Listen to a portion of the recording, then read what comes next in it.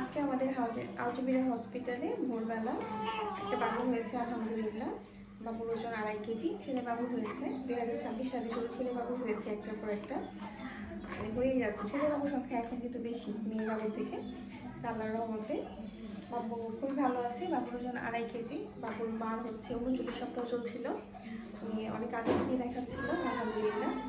যাই হোক, বাচ্চার মার খুব ধৈর্য ছিল এবং বাচ্চার বাবাও অনেক কী বলবো, অনেক ধৈর্যশীল। উনি একবারও জিজ্ঞেস করেনি কী অবস্থা, কখন কী হবে।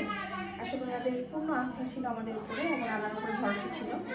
এই জন্য দেখা যায় যে এই ধরনের পেশেন্ট থাকলে আমাদের জন্য খুব ভালো হয়। দেখা যায় আমাদের কাজের ক্ষেত্রে হয়, আমাদের খুবই ঝামেলা হয় না। তো যাই হোক, বরাবরের মতো সবসময় একটা কথাই বলি যে যেখানে আছে সেখান থেকে নর্মাল জন্য চেষ্টা করে যাবেন। আর বাবু একটা সিনিয়র কট প্যাচানো ছিল, এখন আসলে কট প্যাচানো একটা প্রতিদিনের ব্যাপার হয়ে গেছে, এখন আর বলা হয় না। তো সব দিন ওভারঅল বাবু অনেক ভালো ছিল, কোনো ইকোনিয়াম স্টেজ ছিল না, একদম ক্লিয়ার ফ্লুইড ছিল আলহামদুলিল্লাহ। সবাই দোয়া করবেন আমাদের জন্য, হাসপাতালের জন্য দোয়া করবেন। ভালো থাকবেন, সুস্থ থাকবেন। আলহামদুলিল্লাহ। আসসালামু আলাইকুম।